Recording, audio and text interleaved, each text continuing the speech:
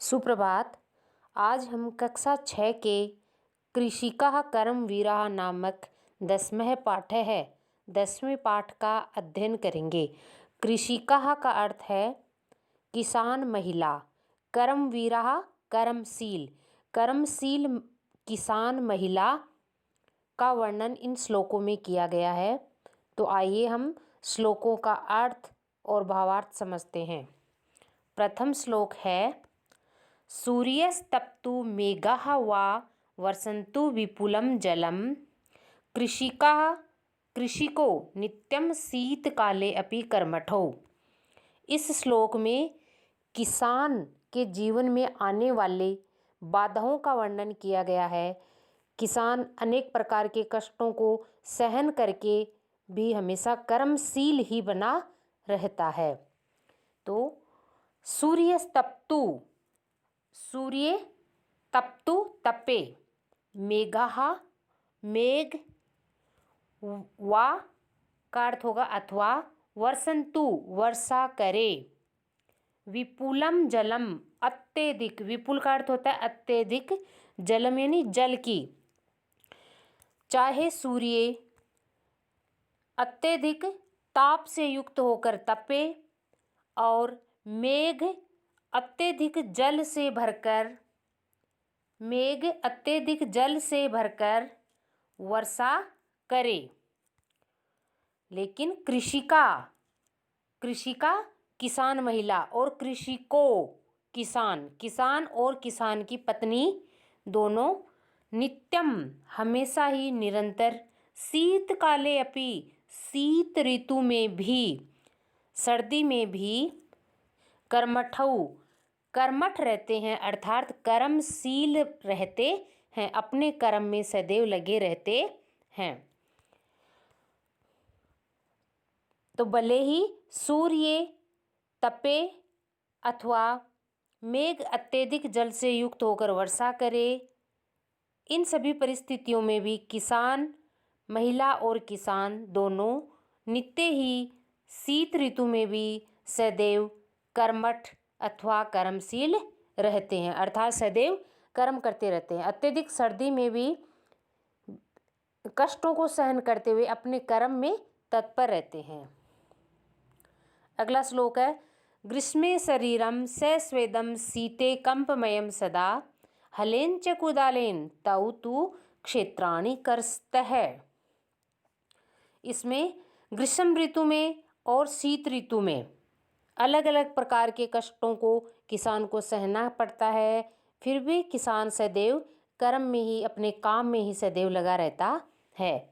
इसका वर्णन किया गया है।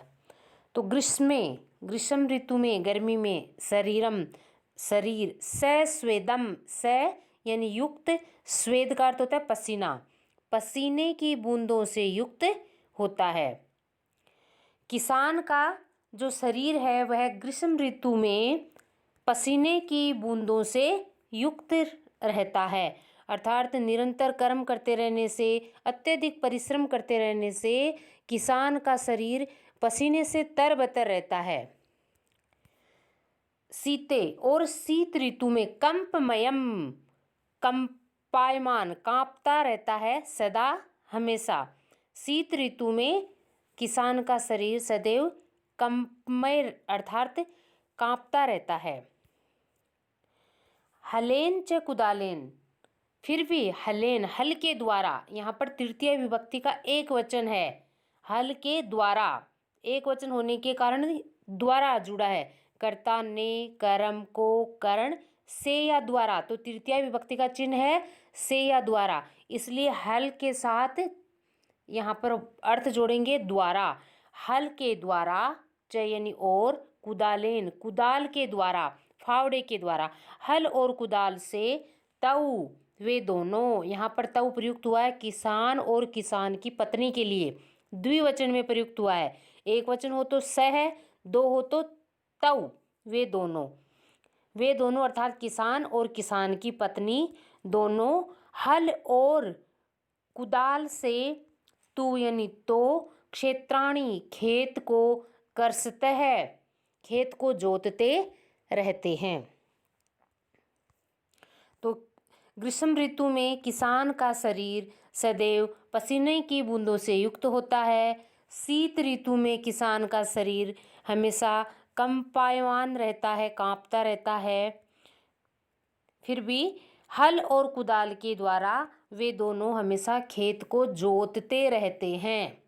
खेत को जोतते रहते हैं अर्थात अपने कर्म में सदैव लगे रहते हैं, मेहनत करते रहते हैं, बिना कष्टों की परवाह किए सदैव अपने कर्म में लीन रहते हैं। अगला श्लोक है, पादयोर न पदत्राणे शरीरे वसनानि नो निर्धनम जीवनम कष्टम सुखम दूरे ही तिष्ठति। इसमें भी किसान की पीड़ा का, किसान के कष्टों का, किसान की निर्धनता का वर्णन किया गया है। पादयोः यानी पैरों में, द्विवचन है ये, यहाँ न के ऊपर जो रह है उसका विसर्ग हो जाएगा तो हो जाएगा पादयोः अर्थात दोनों पैरों के, दोनों पैरों के लिए प्रयुक्त हुआ है पादयोः। न यानी नहीं, पद त्राण कहते हैं चप्पल, ये पैरों में जो जूती और चप्पल पहनते हैं उनको कहते हैं पद त्राण। तो किसान के पैरों में, किसान के दोनों पैरों में पद त्राणे न, चप्पल नहीं है, पहनने के लिए चप्पल नहीं है। शरीरे और शरीर पर, शरीरे सप्तमी विभक्ति है इसलिए पर अर्थ जुड़ेगा। सप्तमी विभक्ति का चिन्ह होता है में या पर, अधिकरण में या पर। शरीर में वसनानी, वस्त्र नहीं है, वसन कहते हैं वस्त्रों को, शरीर में पर पहनने के लिए वस्त्र नहीं है। निर्धनम जीवनम, किसान का जीवन अत्यधिक निर्धन है, किसान गरीब है। कष्टम और कष्ट युक्त है, किसान का जीवन अत्यधिक कष्टों से युक्त है। सुखम दूरे, सुख तो किसान से जैसे दूर ही रहता है, दूरे दूर रहने के लिए आया है। तिष्ठति रहता है, तिष्ठति का अर्थ है रहता है। तिष्ठति में स्था धातु है, स्था धातु है। धातु का अर्थ संस्कृत में होता है क्रिया, क्रिया यानी करना, काम को करना, जैसे उठना, बैठना, चलना, सोना, खाना पीना, ये जो क्रियाएं हैं उनको संस्कृत में कहते हैं धातु। तो तिष्ठति में स्था धातु है। लट लकार प्रथम पुरुष एक वचन में बनता है तिष्ठति। जैसे पठति, पठतः, पठन्ति बनता है, वैसे ही तिष्ठति, तिष्ठतः, तिष्ठन्ति बनता है। तो तिष्ठति का अर्थ है रहता है।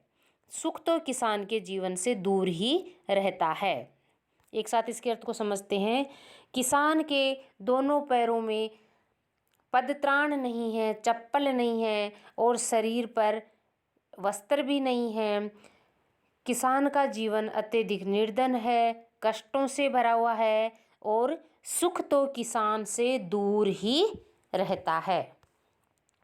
अगला श्लोक है, गृहं जीर्णं न वर्षासु वृष्टिं वारितुं क्षमं तथापि कर्म वीरत्वं कृषिकाणां न नश्यति। किसान की जो वास्तविक स्थिति है, जो किसान के जीवन में पीड़ाएं हैं, कष्ट हैं, उन्हीं का वर्णन किया गया है। गृहं जीर्णानि, किसान का घर, जीर्णम जीर्ण है, टूटा फूटा है, पुराना है। किसान अत्यधिक मेहनत करता है, कष्टों को सहन करता है, सदैव कर्म में तत्पर रहता है, फिर भी किसान की आमदनी बहुत कम है। इस कारण किसान का घर जीर्णम जीर्ण है, पुराना है। न वर्षासु, वर्षा ऋतु में वृष्टिम, वृष्टि कहते हैं बारिश को, जो कि वर्षा ऋतु में बरसात को वारितुम रोकने में, क्षमम का अर्थ है समर्थ, क्षमम का अर्थ है समर्थ,